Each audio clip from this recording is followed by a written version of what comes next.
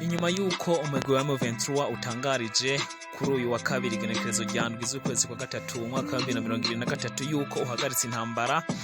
ariko ukaguma ugaba ibitero ahana hariya muri Kivu ya ruguru mu buseruko bwa Republika Iharanira Intwaro Rusangi ya Kongo, ibiro vya President wa Angola nk'igihugu gihuza hagati y'imigwi yose igwana mu buseruko Iharanira Intwaro Rusangi ya Kongo ndetse no muri rusangi muri Kongo yose vyemeje ko bigiye kurungika ingabo mu nzira yo guhagarika no gutuza iyi migwi hatibagiwe n'umugwi wa M23. Muri kino higaniro nivyo tugiye guca hirya no hino, ariko kandi turaza kurabira hamwe mu buseruko bwa Kongo aho igisirikare ca Kongo RDC kibandanya gihangana n'imigwi itandukanye ariko kwikubitiro canke n'inguvu nyinshi ku mugwi wa M23, naho abagize akanama karoni kashinzwe ibibazo vyo muri Kongo bageze muri Kongo muri Republika Iharanira Intwaro Rusangi ya Kongo kuyu wa 9 z'ukwezi kwa gatatu mwaka 2023 mu rugendo rw'imisi 3 aho barusoje ejo ku igenekerezo rya 11 z'ukwezi kwa gatatu mwaka 2023. Ese none barabiye hamwe kubiki canke bize ibiki navyo turabiraba, ariko kandi Martin Fayulu asanzwe atavuga rumwe na leta ya Kongo kuyu wa gatandatu igenekerezo rya 11 z'ukwezi kwa gatatu ikishansa hamwe n'abandi basanzwe bari mu mugwi umwe waramuka bagize imyiyerekano yo kwiyamiriza leta y'u Rwanda n'umuhari wa M23, ariko kandi anatangaza kubijanye n'amatora muri Kongo agiye kuza mu kwezi kwa 11 mwaka muri uno mwaka bizotuma hagati y'ubutegetsi buriho n'ubundi bushobora kuza canke bubandanya bushigwako. Tugiye kubica hirya no hino, ikaze muri ano makuru yacu twabateguriye. Hano ni kuri Ivyacu TV, mugire subscribe kuri channel YouTube yacu niba mutarabikora, ndetse mugire like na share kugira ngo muzoze muraronka amakuru atandukanye. Kuyu wa gatandatu rero igenekerezo ya 11 z'ukwezi kwa gatatu mwaka 2023 igihugu ca Angola catangaje ko kigiye kurungika ingabo mu buseruko bwa Republika Iharanira Intwaro Rusangi ya Kongo nyuma yuko muhari wa M23 biwunaniye gushira mu ngiro ivyo wiyemeje mu masezerano ya Rwanda yaba ayo kuwa 2023 z'ukwezi mwaka 2022 ndetse n'ikiyago n'ibiganiro vyagizwe hagati y'igihugu ca Angola, igihugu gihuza n'abarongoye umuhari wa M23 harimo Bernard Bisimwa n'umuvugizi Lawrence Kanyuka kuva kuwa 28 z'ukwezi kwa kabiri mwaka 2023 kugeza ku itariki 3 z'ukwezi kwa gatatu mwaka 2023 aho hari hemejwe guhagarika intambara k'uyu muhari. Uyu muhari rero ugwana wakomeje ibitero yewe n'imbere yuko usora itangazo ko uhagaritse imigwano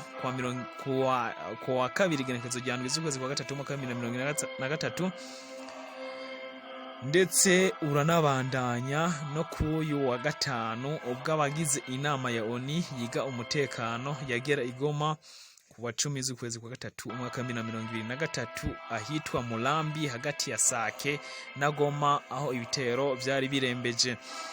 Ibirori vya Presidence ya Angola vyagize biti ihangiro ry'ingabo za Angola nizo kugarukana amahoro ahigaruriwe n'umutwe wa M23 mu buseruko bwa RDC, ndetse no kugenzura no gukingira imigwi ijejwe kuraba iyubahirizwa gihagarikwa y'intambara hagati y'imigwi igwana ndetse n'igisirikare cha RDC. Angola rero isanzwe ari igihugu gifatwa nk'umuhuza w'intambara, ndetse ihagarikwa y'intambara hagati ya M23 ryarenzwe ko uyu munsi nyene bija mu ngiro ikete ryasohorwa kuko urugamba rwakomeje hirya no hino mu gihugu cha Republika Iharanira Intwaro Rusangi ya Kongo na cyane cyane muri Kivu ya ruguru. Rwanda yemeje ko ingingo yafashe bayumvikanye ko n'ubutegetsi bwa Kinshasa, ishiramwe mpuzamakungu ONU ndetse n'abandi bategetsi bo mu karere bivuze bagize Afrika y'ubuseruko. Gusa irungikwa ry'izi ngabo rizobanzwa kugenzurwa n'inama nshingamateka y'iki gihugu. Kino gihugu ca Angola ni igihugu cagiye gica mu biri vyinshi, ariko kandi si ubwa mbere kirungitse ingabo muri Repubulika Iharanira Rusangi ya Kongo, kuko yeheruka kurungika ingabo mu 2002 ubwo Uganda n'u Rwanda zariko zikora amarorerwa mu buseruko bwa Repubulika Iharanira Rusangi ya Kongo. M23 rero ni umwe mu migwi igisibije kuva mu 2012, ndetse nimwe y'umwaka nyene wa 2012 hakozwe za operasiyo kugeza aho wageze mu marembo ya Goma, nyuma wigizwa inyuma abasirikare bawo bahungira mu gihugu ca Uganda ndetse n'u Rwanda. Mu 2021 wongeye kwisuganya, wongera gutera Kongo ufashe ubwa mbere na mbere Bunagana. Ubu ukaba uriko uragwana hafi ya Goma, ahasanzwe hari umuji ugira kabiri mu bunini uherereye mu buseruko bwa Repubulika Iharanira Rusangi ya Kongo muri Kivu ya ruguru. Iyi ngingo rero yuko Angola irungika ingabo zo guhangana n'umutwe wa M23 kubera kutubahiriza ivyo wiyemeje yakiriwe neza na Martin Fayulu, yahoze arongoye imigambwe yihurije hamwe mu matora mu 2018 yari yiswe Lamuka, aho serukira umugambwe witwa SD, aho kuri wa gatandatu hari haramutse hakorwa imyiyerekano yo kwiyamiriza agasomboroso k'u Rwanda biciye mu mahari wa M23. Muri imyiyerekano yateguwe n'imigambwe itavuga rumwe n'ubutegetsi, harimo kandi Matata Ponyo yahoze ari umushikiranganje wa mbere. Martin Fayulu yashimye ko izi ngabo ziza mu gihugu mu gihe k'uyu wa 9 z'ukwa gatatu umwaka wa 2023 yakigwa na Conseil ya ONU ubwo yagiranira ikiganiro ku bibazo vy'umutora nuko yotoregwa umuti, na cyane yotoregwa umuti kibazo cy'umutekano muke muri Kongo. Martin Fayulu ntiyari umunwa, aho yasavye ko kugira ngo ikibazo cy'umutekano gitoregwe umuti muri leta ya Repubulika Iharanira Rusangi ya Kongo, hakwiye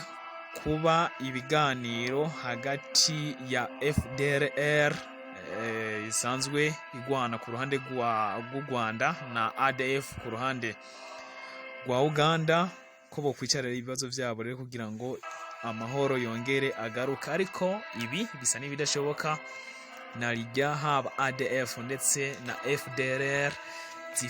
ifatwa nk'imigwi y'iterabwoba hagati ya bino bihugu vyabo. Dushijemo gato rero ivya ADF nuko Bintu Keita asanzwe ahagarariye ibikorwa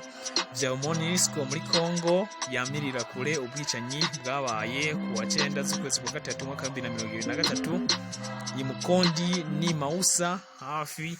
ku birometero 30 gusa uvuye mu gisagara ca Beni muri Kivu ya ruguru. Abashika 38 barapfuye kandi kabari abanyagihugu, abandi barabura irengero, ariko n'abandi bakomeretse. Biri uko mu gihe igisirikare ca FARDC n'ca IDPS gisanzwe giserukira Uganda muri operasiyo yo guhangana cemeza ko cagandaguye Feza Mulalo kuri wa 11 z'ukwezi kwa gatatu mwaka 2023, umusirikare agira gatatu muri ADF. Kuri wa 9 rero kuri wa 9